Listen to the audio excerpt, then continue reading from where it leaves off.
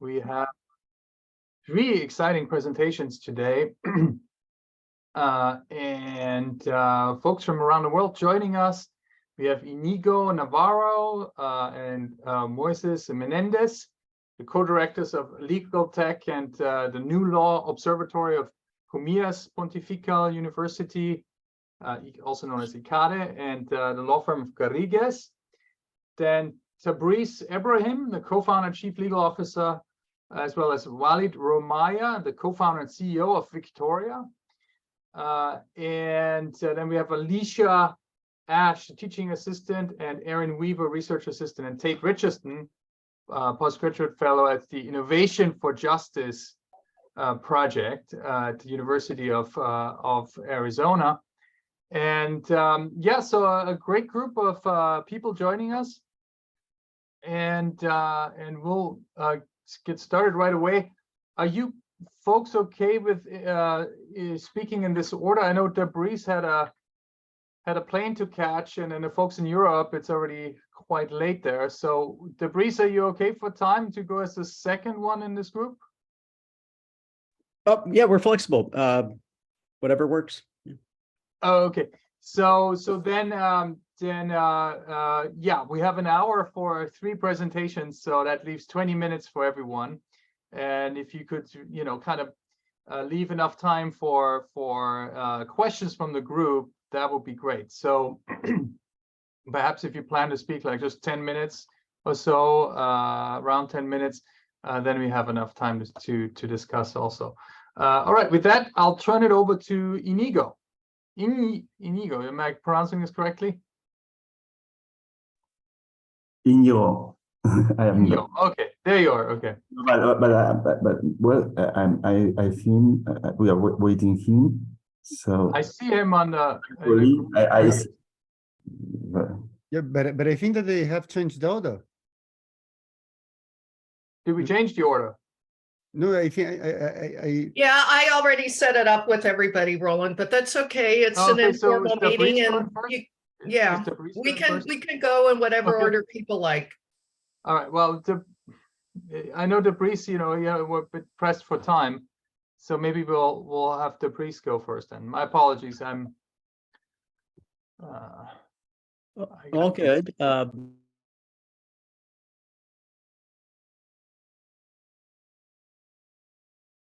Tabriz, you want to start us off? Yeah, we can't hear you now.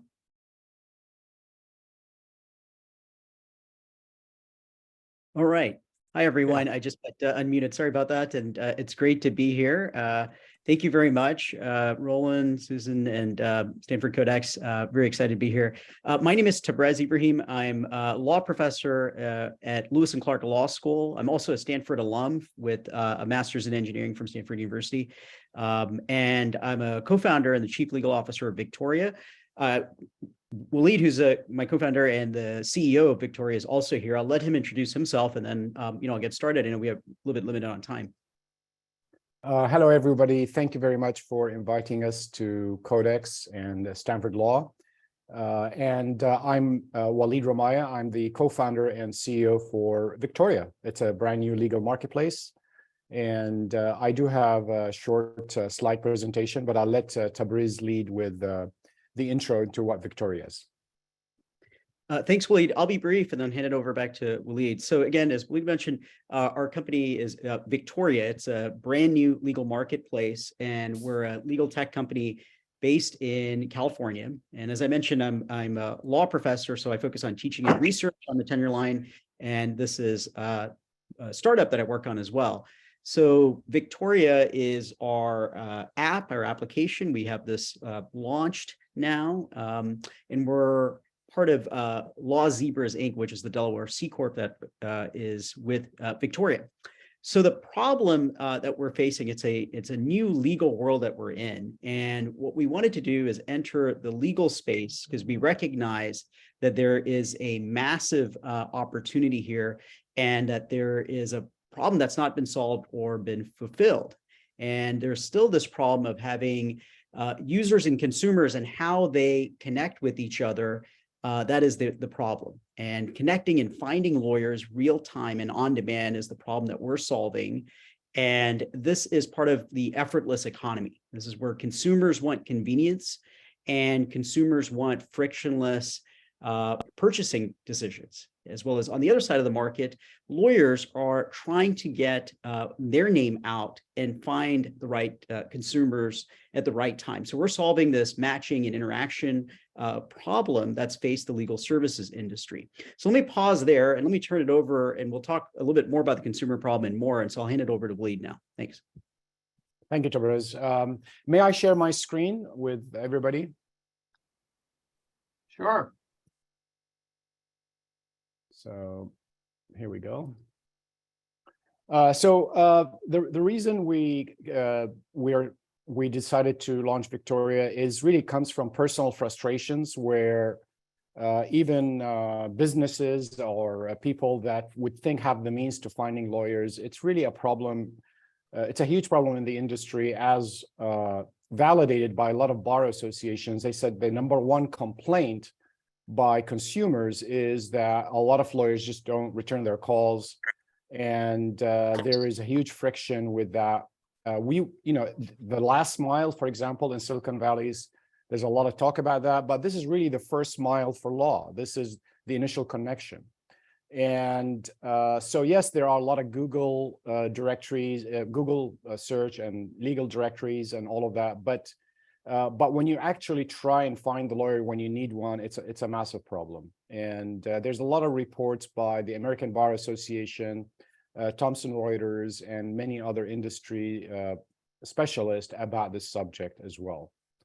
And then on the lawyer side, we talked to a lot of lawyers before we decided to go for this project, and they actually just are equally frustrated.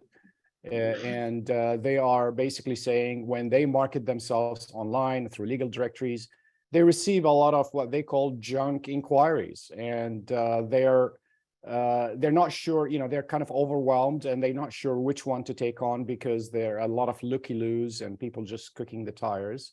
So therefore, there's this viral loop that keeps going and doesn't solve the problem. And that's why we decided to launch Victoria.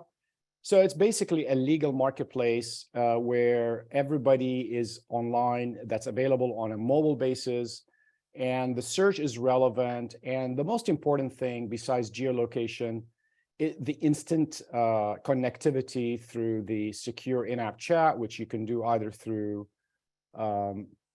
chat or audio or video. So this is the app is we started the project as Law Zebras Inc. and we were going to go with a trademark of Law Zebra, but we had pushback from USPTO for some various reasons, and then we decided to rename the app to Victoria.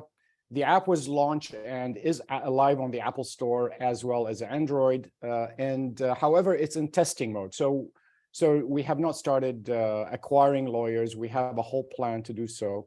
And we're starting a crowdfunding campaign beginning January through WeFunder to raise at least $1 million to $2 million to get going with the regional rollout. So this is a classic marketplace where you need a supply side and a demand side on the consumer side.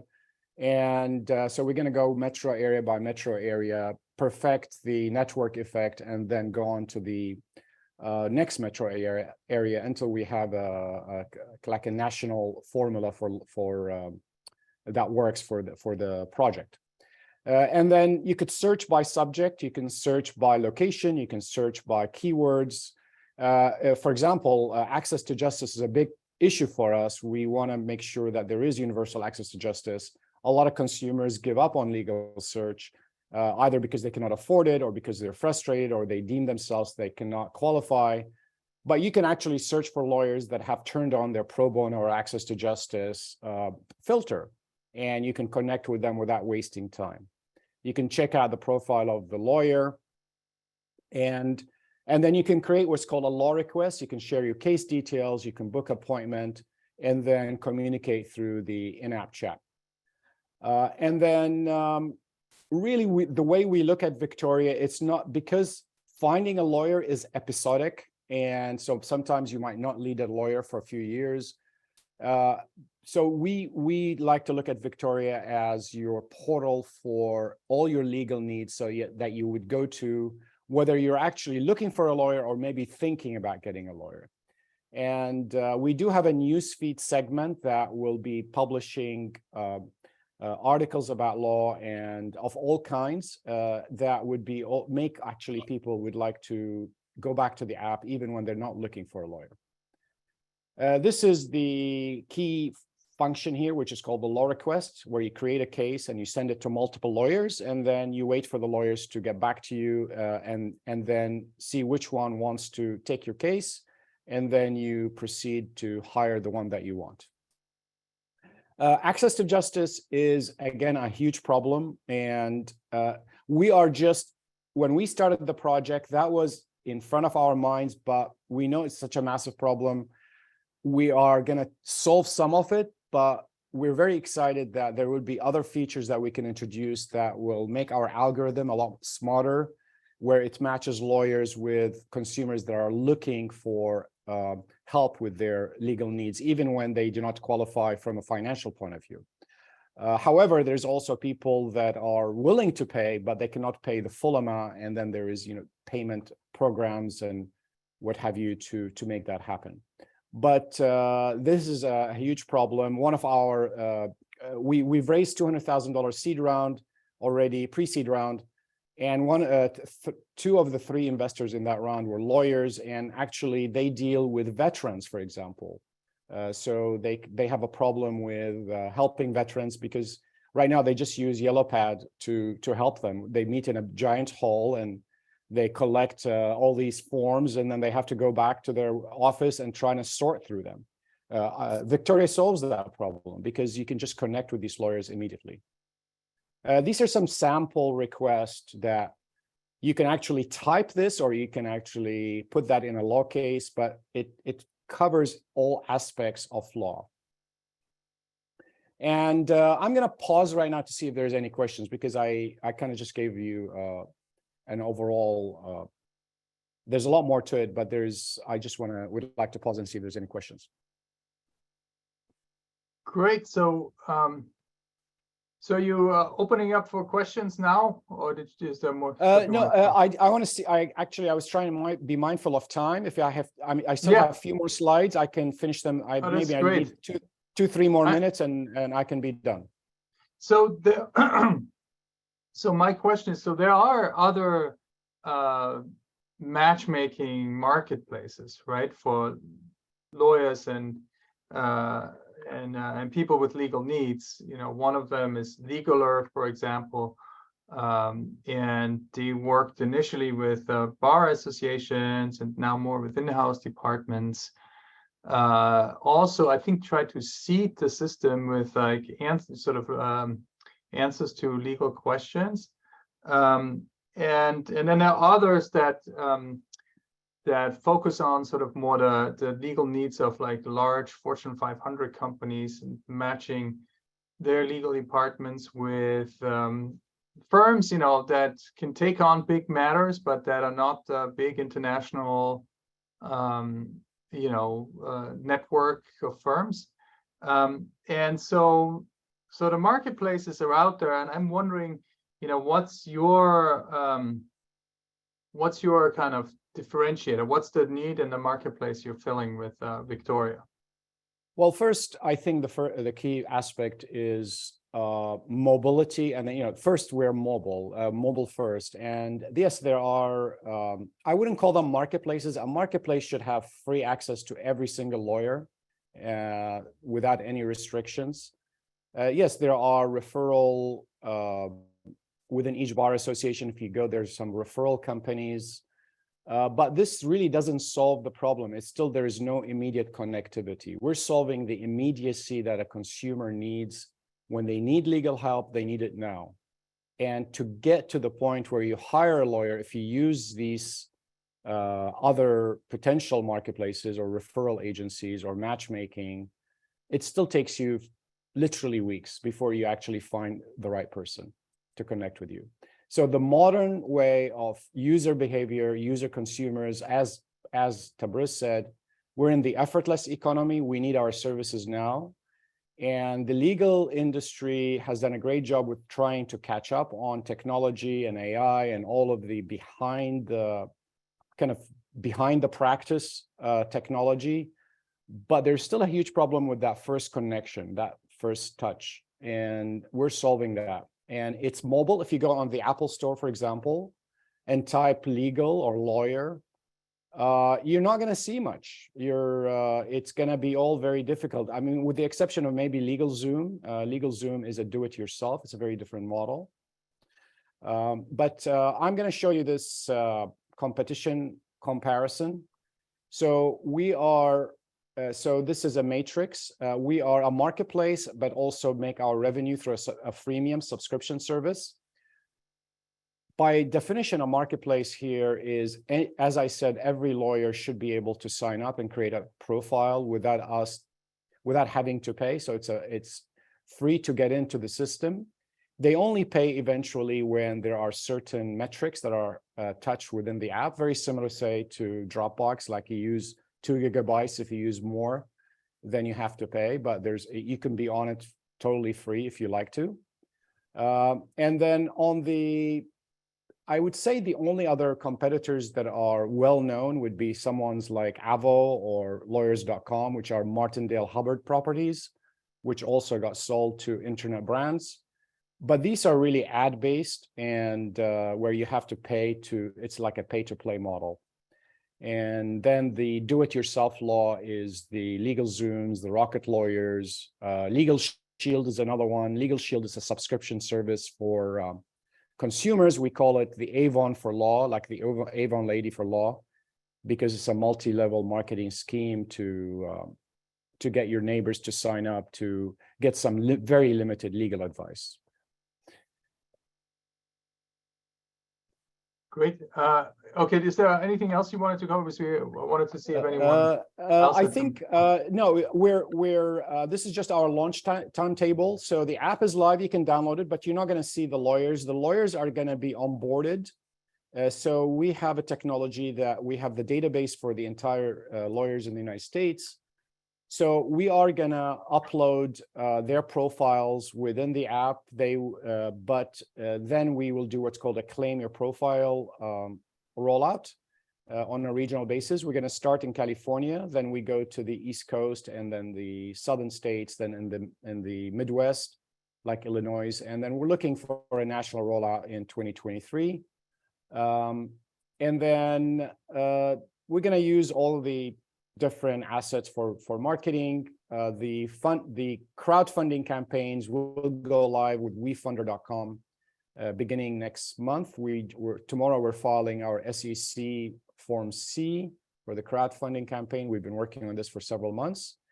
It's free pricing, free for the lawyers, but you kick up to $49 a month for after you get 5 inquiries from consumers, and then there's some additional benefits.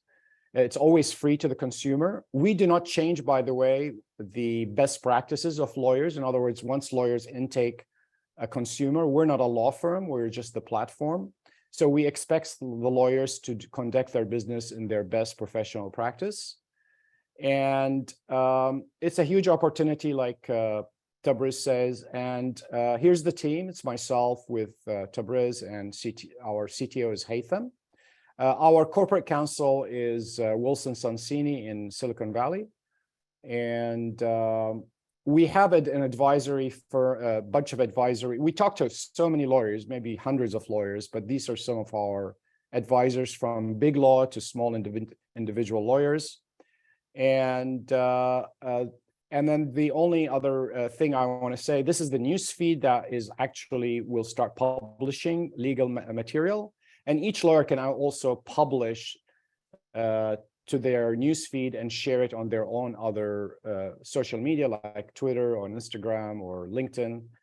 And but Victoria itself will be publishing content as well. That would be from arcane legal matters up to juicy gossip about who's the latest celebrity that got sued or got in trouble. Got it. Yeah, there's some Yeah, interesting. That might drive some traffic, the celebrity gossip for sure.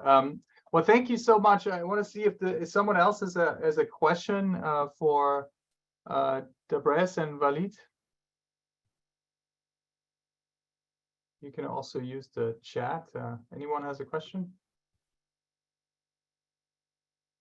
Oh, okay. So Peter is asking if Zen Business would be, you would consider that a do-it-yourself company. Which business? I'm sorry. Zen Business. I don't know. I'm not familiar with it. I'm not Peter, familiar you wanna... with Zen Business. Huh? Yeah, the Zen Business is based in Austin, Texas, and I've met the co-founder. His name is Ross Burdoff, Buhrdorf, Ross Burdoff. Since you looked at your slide earlier, talked about DIY businesses, I just want to make you aware of them. Oh, thank you. Zen Business, Z-E-N. Yeah, Okay. Zen Business down in Austin. Okay. I have no check them role out. in them. I have no role in them. I just know Ross from years ago. Thought I'd mention it. Thank you. All right. Well, thank you very much. If you could, Walid and Tabriz, if you could perhaps put your email address into the chat, so if folks have any additional questions, they can reach out to you directly. And thank you so much for sharing with our group. Thank you so much for referring us. Thank you. Yeah, it was great to have you, and best of luck. Please keep us posted on your progress. Thank you. And Will do. I will now turn it over to Moises and Inigo. All right. All right. From Icade, sorry. From Icade, yeah. Yeah. Well, so I get my Spanish universities mixed up. So. All right. Well, over to you. We're excited to learn about what you're working on. Well, thank you very much. I'm Íñigo Navarro, co-director of the Observatory of New Law and Legal Tech with Moises Menendez. Our aim is to present us, and also we hope to collaborate with you if it is possible in the future. The observatory is a common project between Garrigues and the Comillas Pontifical University. And Garrigues is an international law firm with Spanish roots. We have more than 2,000 lawyers. We have too many lawyers, I think, all around the world. They operate all around the world, and it's one of the top law firms in Europe. The university, my university, is a really good university in Europe and top law school in Spain. We are settled in Spain, so we are European. We have an European input. Here in Europe, usually we feel ourselves that we are between China and United States, and we have a special voice. I think it's quite interesting, the things that we say and the things that we do. And also we are Spanish. We're Spanish, and we work a lot with Latin America. We have this common treasure, there is our language, Spanish, that is quite tricky sometimes for technology, as you may know. The university is founded and owned by the Jesuits. You have a lot of Jesuit universities in the States, such as Georgetown, Loyola, Santa Clara, San Francisco, Fordham, Boston College. Well, there are a lot of them. And from the Jesuits, I would extract two lessons that are quite important for us here and for the why of the observatory. The first lesson would be that the Jesuits, they've been always working on the border, on the frontier. First of all, they used to work on the geographical borders, afterwards in the intellectual ones, and always in the ethical borders. And now I think that we have a border on technology. And also the second lesson would be to analyze the context. The Jesuits, they are the masters of the enculturation. So when we analyze the context and we try to see where are the borders now, we always face technology. We live in a technological world. I'm a professor of contract law, so I make a living teaching contracts to students and to professionals. And as a contract professor, we all know that a contract is an agreement. The contract is the link of everything. Everything is linked by contracts. It's the synapse. It's where everything occurs. Everything happens with the contracts. We can't understand the modern world, the market economy, even relationships between persons without the contract. Well, the contract now operates in a technological world. So we have to tackle the issue that the contract is still an agreement, but the contract where it lives now, the place where it lives is this technological world. And that's the why we have the observatory. That's the reason why we have the observatory, is to tackle this kind of issues. And how we do it? We are a neutral meeting point for all the actors. We research, and we also do things. We do actual legal tech. We have students involved, and we are full of energy. So now Moises Menendez is going to, who is the director of the observatory, is going to explain you which is our current effort. Moises?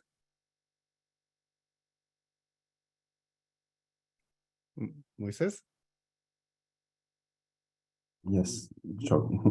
Thanks, Inigo, and let me try to put my presentation again. Thanks, Inigo.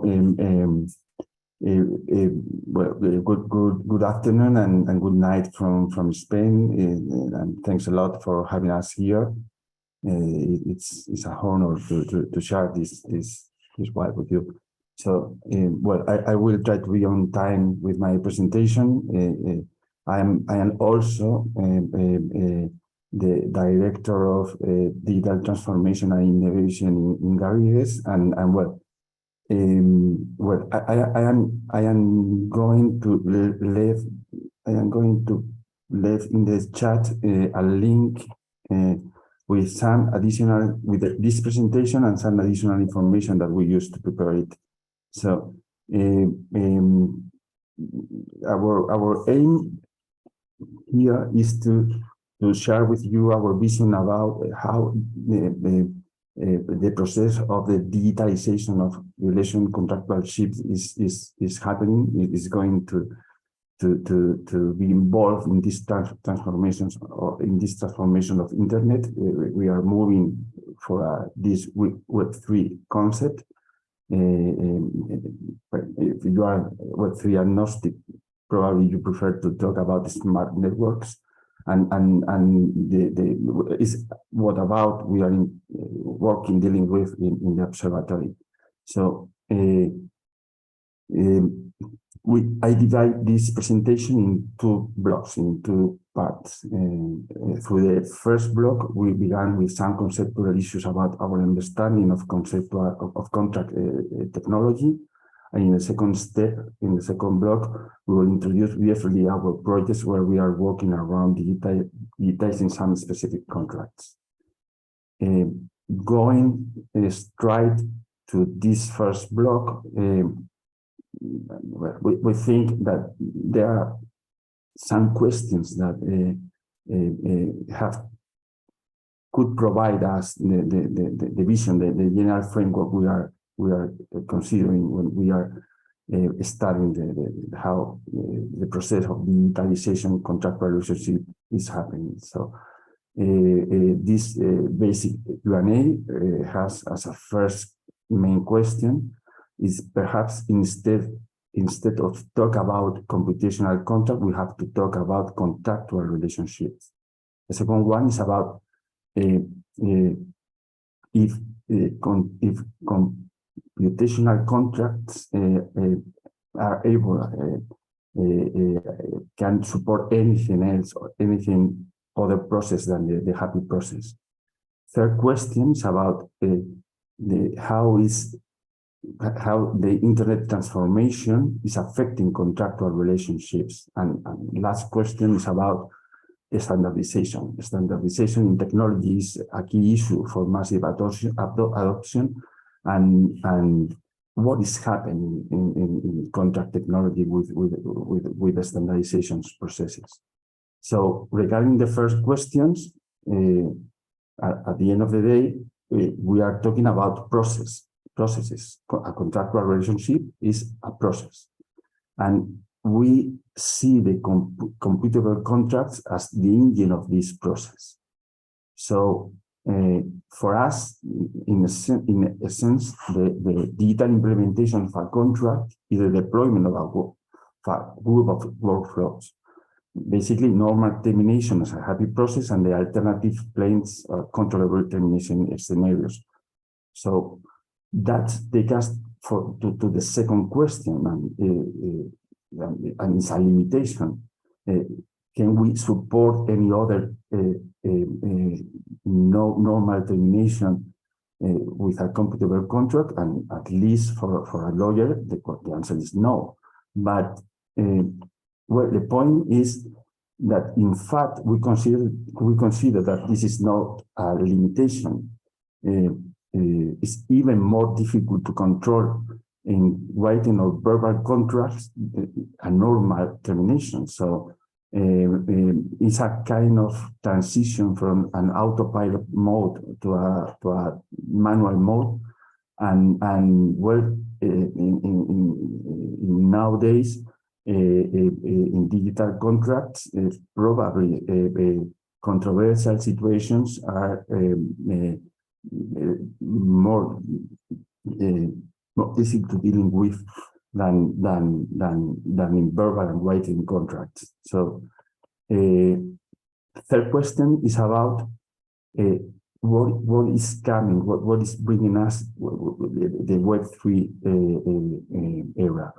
In this transition from in the internet periods, we are moving from the information internet to the internet of read and write, to that last internet, the Web3 or the smart networks, if you prefer, where we store value. So a new possibilities, a new capabilities appears in the digital space. So we start to talk about new building blocks that we have to bring to the development of computational contracts. So we are talking about contract identity, contract trust, contract money, contract oracles, contract disputes, contract assets, are the representations of value and trust in networks, in these smart networks. So for us, in the roadmap of a future infrastructure for this digital vision of contractual relationships, this is a key factor and is our general framework where we are developing our projects. So and last and fourth question is about standardization. So we are also doing that in the blockchain scenario. Standards are the foundation of massive adoption, and even for real life, beyond crypto world, crypto markets, the blockchain standards are being considered for represent rights, value, assets in real life. So I think that all these issues have to be considered when we are talking about computable contracts in this time. So with all these building blocks, what we are developing, our vision, projects, and suggestions as next steps from the CARTEC Lab initiatives in CARTEC is where we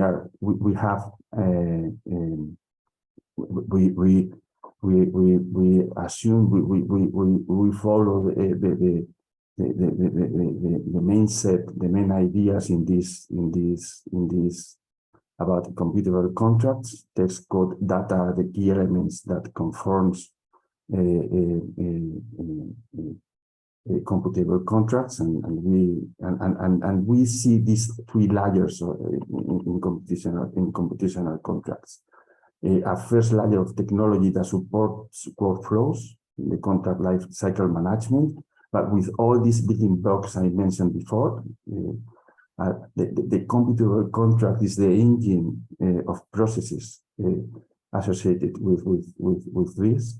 And in the heart, we have a new component, the smart clauses, the smart contract, the blockchain smart contracts appear here as a new concept. So with all these building blocks, we are involved in 3 projects. The first one is our toy contract, the NDA. Is where I put there. You can see main characteristics of 3 projects. It's based in the 1DA initiative that provide the standard, the writing text, the writing version of the contract. There are basic, in this case, basic workflows because it's an easy contract. The happy process is just from a data point of view, is supported in just one process, sign it, but this one is enforceable the contract. There's no smart contracts. The potential adoption is very specific in the context of the one NDA initiatives. There's not an DLT infrastructure involved, and our idea always is to make open source resources, and in this case, we are going to provide public, to the public templates, several code, data models, contract generators. The second project is about something very important in the real estate market, the money that we call arras in Spanish. This is going to be public. We are currently working in the project. All the standardization tasks are going to be supported by a group of experts and stakeholders. The workflows involved in this contract are more complex, and in this case, we introduce a smart contracts to deal with the scroll of money. The potential adoption is massive in this case, because this in Spain are completed over more than 500,000 contracts per year. And in this case, we involve a DLT infrastructure. So we are going also to publish all templates, so code, all resources that we are going to develop in this project. And the third project is an industrial one that is in its second phase. We complete a pilot with one bank, and where we hopefully are going to restart this project in January, and where in this case we are adapting. We are developing a computable contract over and the Loan Market Association standard contract. So our idea is to in a consortium mode to develop this contract with 4 or 5 banks in a neutral space like the LabTech So our next steps is to try to promote a community of like projects, to try to promote a network of networks. We think that we have to join forces because there are few and very and not connected initiatives regarding this matter of computational contracts, and well, the idea is to share methodology, templating, contract design languages, results, experience, whatever, and trying to make of contract tech a category and specific category in the legal tech context. So that's my presentation, and apologies. Thank you, Moises. A very impressive slide were too. I have to say, and I'm just curious. You know, you said you're starting with an NDA, and if I think of a computable contract, I think of a contract that can, you know, sort of automate, you know, partially the performance of a contract, you know, using external data sources or oracles, or to monitor the performance of the contract. And I always found it very hard to conceptualize this with regard to an NDA. I realize NDAs are everywhere. Yes. I understand there's a way, you know, there's better ways to create and form NDAs, but that's not a computable contract, right? That's using that's true. The NDA is just one process, signing process, and coming into force. So, but if you, well, I think that I explain myself really bad, but we are always dealing with these three layers in computable contracts. The computable contracts is the orchestrator of the contractual relationship, but the contract relationship is completed, lives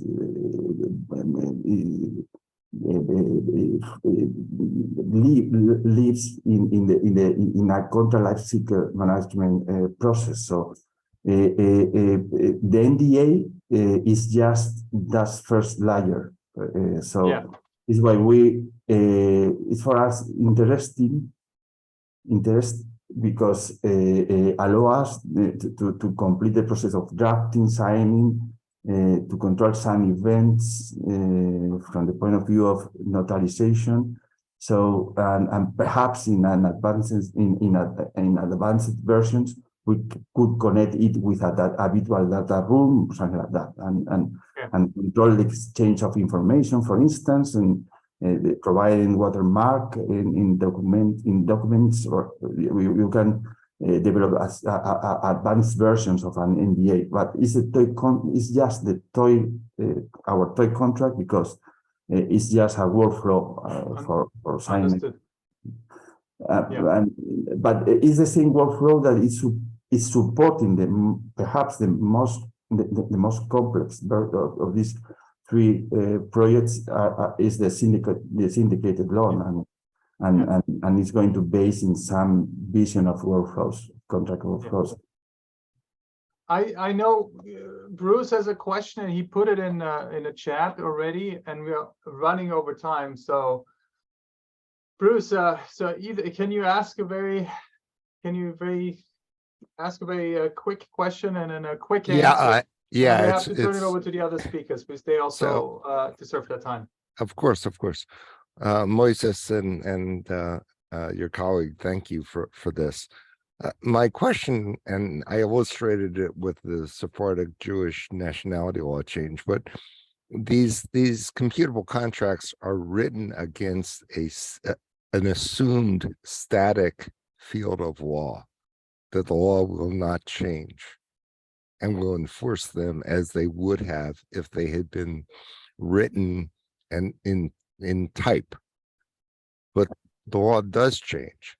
So I'm asking, and we can talk about it offline, that you think about the purpose of the value exchange, not the form of it, and that when the law changes, the contract adapts to assure that neither party took the risk of the law changes or the unfair benefit of the law changing, but that it create the benefit of the value exchange. So we can talk about it offline. I'll put my email in the chat.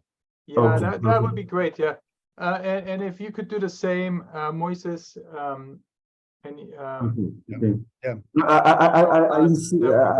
share with you the link. I think I share with you a link with annotation note where you have all the information, my contact data, whatever you need follow in this topic with us. So yes, could you, hi, sorry, this is Susan. Could you drop that information into the chat, please? yes. Okay, well then, thank you so much, Moises and Ignacio, Inigo, pardon me. And it was wonderful to have you. Thank you for staying up so late to tell us about your work in computable contract space. And we certainly look forward to exchanging notes on that topic going forward. So thank you so much. Next we have Alicia, Aaron, and Tate from the University of Arizona. And let me see, are you there yet? Yes, thanks so much for having us. Can you see my screen? Yes. Awesome. Here you are. Okay, well, over to you, Tate. Thank you. Alicia will start us off. Go ahead, Alicia. Okay. Hi, everybody. I am thrilled to have the opportunity to come together this afternoon and share the social justice issues we care about and build the innovation for justice community. Hi, I'm Alicia, an Innovation for Justice leadership student, and I have two colleagues presenting with me today who will introduce themselves now. Good afternoon, everybody. My name is Erin Weaver, and I am I4J Research Assistant. Hello, folks. My name is Tate Richardson, and I am an I4J Postgraduate Fellow. So happy to be here. And before I get started, I just wanted to thank the presenters who presented before us. Very fascinating, and I can already feel my world expanding. So it's a true privilege to be here. So I4J is a virtual social justice innovation lab that designs, builds, and tests disruptive solutions to the justice gap. We are housed at the University of Utah David Eccles School of Business and the University of Arizona James E. Rogers College of Law, which makes us the only cross-institution, cross-discipline, cross-jurisdiction social justice innovation lab in the US. So what is a social justice innovation lab? Well, first we have to back up. And these are the Sustainable Development Goals of the UN. They are a roadmap for ending poverty and ensuring peace and prosperity. Access to justice, or the ability to understand your legal rights and assert and protect them in the justice system, is a core foundational component of advancing peace. And let's remember, nearly every issue you encounter when you live in poverty will intersect with justice. If you are experiencing housing instability, you are at risk of eviction. If you are experiencing financial instability, you are at risk of a debt collection lawsuit.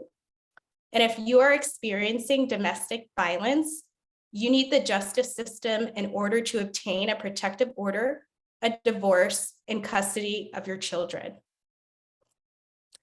So back to what is a social justice innovation lab. It is a space to bring together experts and future change makers from across disciplines, as well as community members, to radically rethink the role of justice in our community. I4J is driving innovation towards justice in three specific impact areas: service, system, and structure. So let me explain why these impact areas are important, starting with service. We know that legal help makes a huge difference to people experiencing justice issues. A domestic violence survivor, for example, is 4 times more likely to receive a protective order if she has legal representation. In Utah, 53% of defendants with representation won their debt collection cases, compared to only 19% of self-represented defendants. And a tenant is 17 times more likely to stay in their home if they have legal help during their eviction proceeding.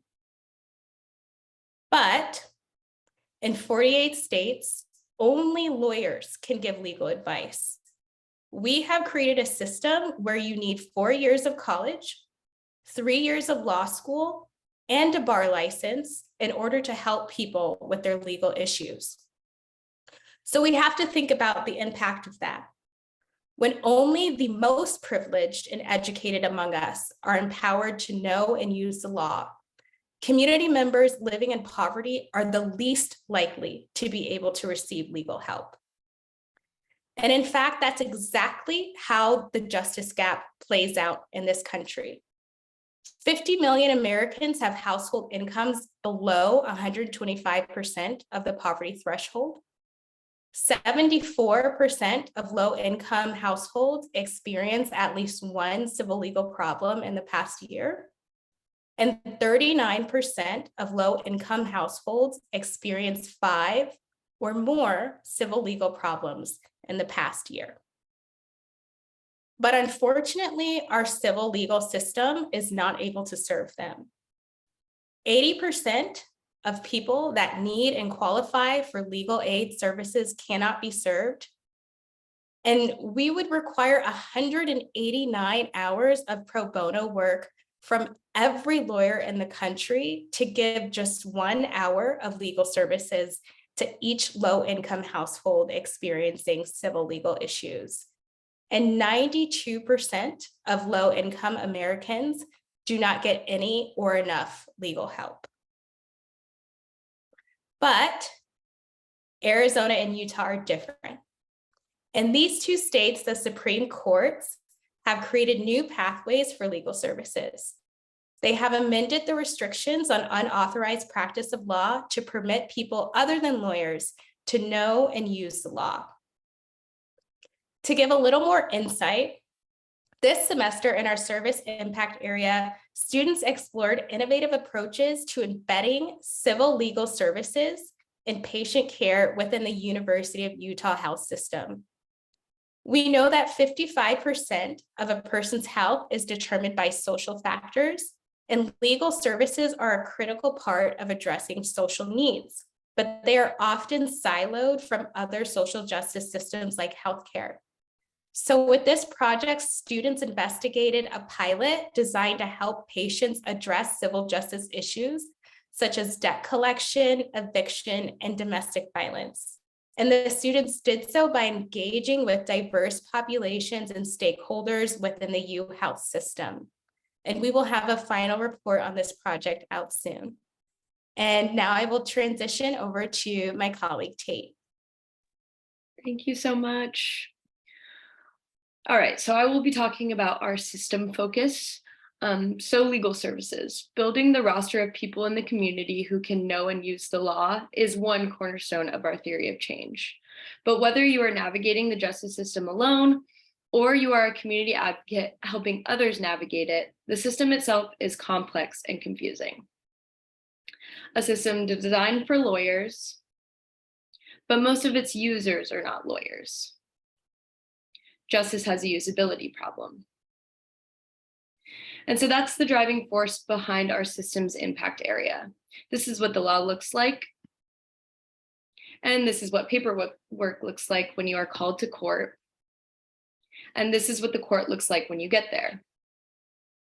We can do better. We can engage our community and ask them, what is the justice system that you want? What will help you be able to use it?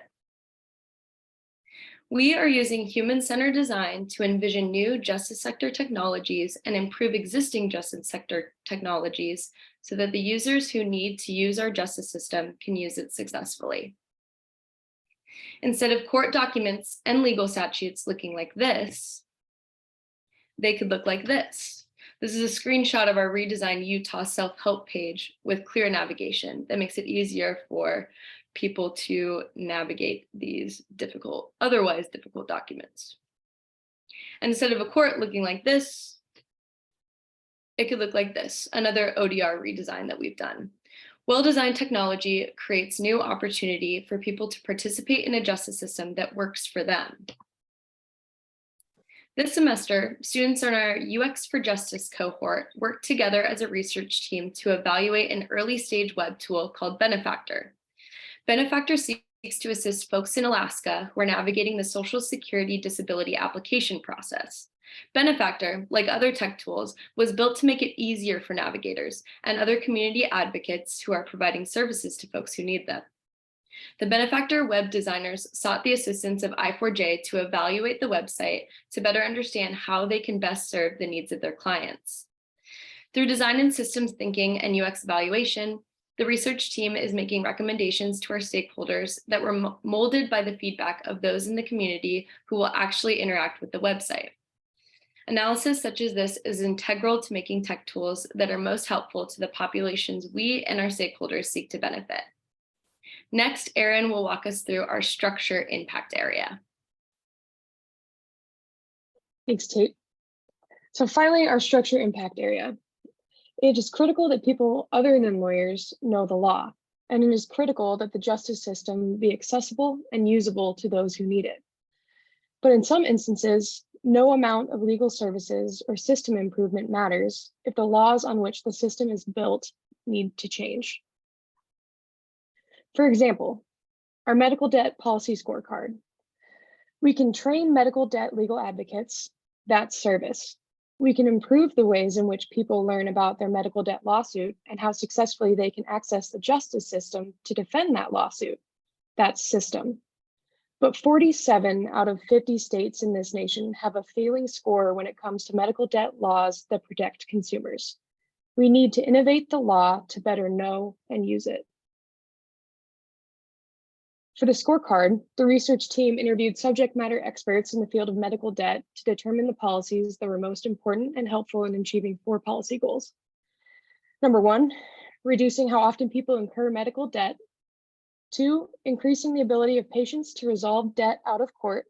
3, improving the openness, efficiency, and equity for people navigating medical debt court cases without a lawyer. And 4, reducing the negative consequences for debtors after court.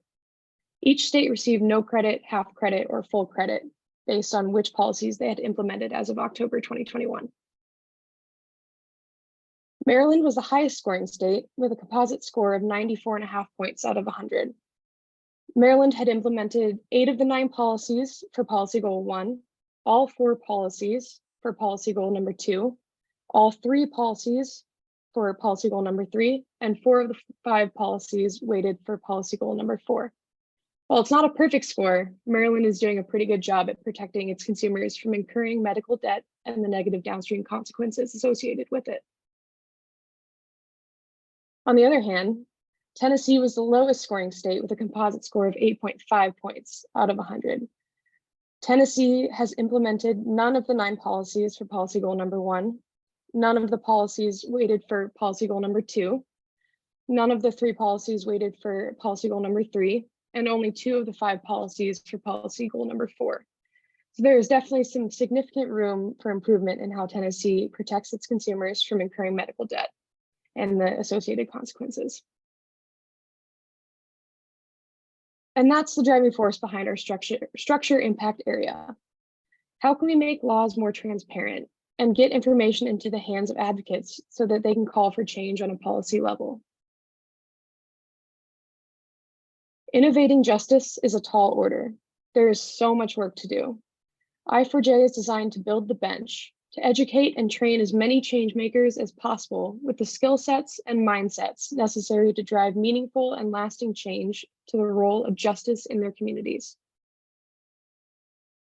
To date, we've trained 278 students and worked with over 800 community members to unlock change. But unfortunately, there is still so much work to be done, and we have exciting new projects to roll out in the future.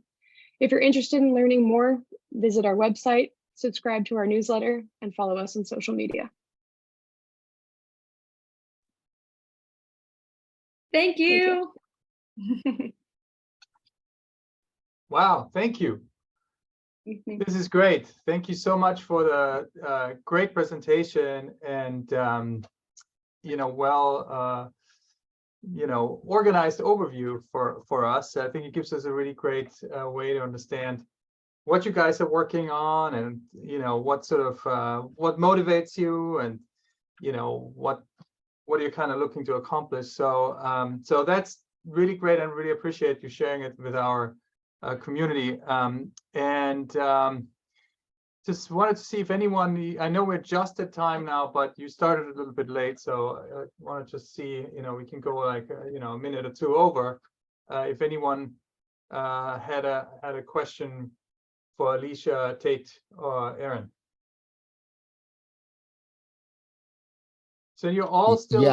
Yeah, I do. Okay, Bruce, Roland. go ahead. I mean, I think what you guys are doing is fantastic. And I just wonder how an AI engine could help people, particularly with language or cultural differences, identify the legal issue that they have, aside from being sued or brought to court. I mean, there are many people, particularly small businesses, that don't have an idea of how to navigate. So what have you in your conversations thought about to strengthen the inverse of the law, instead of being the victim of it, being the master of it? Have you thought about that? Definitely. I think it's a great question, and something that we've been wrestling with, particularly in the UX for Justice, that we just finished up and are slowly starting to grade students' papers and final projects with. So we are working on an early stage web design, which I shortly discussed, which is called Benefactor. And one of the things that our students brought up right away when we got into our iteration portion of the course was AI. AI has a unique capacity to be able to branch off what it is that applicants for SSD in our case need in a way that nothing else really can. What is difficult for us, though, is that we're working with nonprofit folks who are often grant funded, and AI is notoriously difficult upkeep wise. And so we try to balance these things and making sure that we're creating websites that will stand the test of time, while also being aware of ways that we can utilize things like AI in a more lo-fi kind of way, perhaps, to help our clients and folks who are helping our clients, which we call navigators, be able to, for example, apply for something like SSD in a faster way. Because we want to be cost effective and faster, because most of these folks don't have time, nor do they have money, and time is money. So I hope that adequately answers your question. It's something that comes Tate, I'd love to follow it up with you. Yeah, absolutely. Yeah, definitely. It comes up every semester. Sorry, go ahead. It seems to me that the focus is on using user-centric, human-centric design principles to rethink, intake and the sort of the process of the legal system, and that's great. And I assume you're like also perhaps in touch with our colleague Margaret Hagen at our legal design lab here. Yes, I think our fearless leader and director, Stacey Butler, knows all in the legal innovation tech space. So I'm sure that.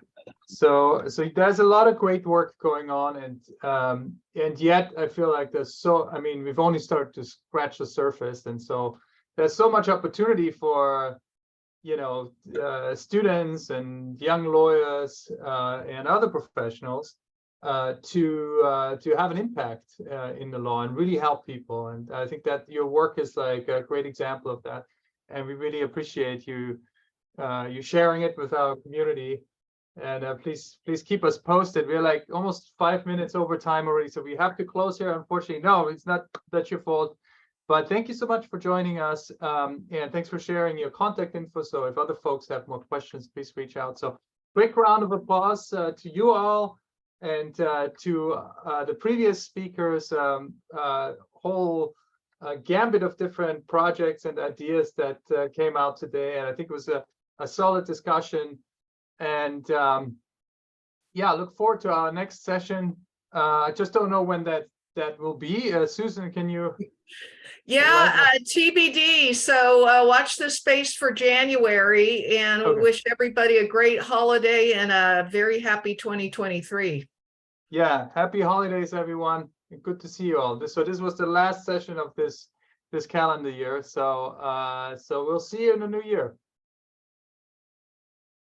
Thank you, guys. Take care. Thanks.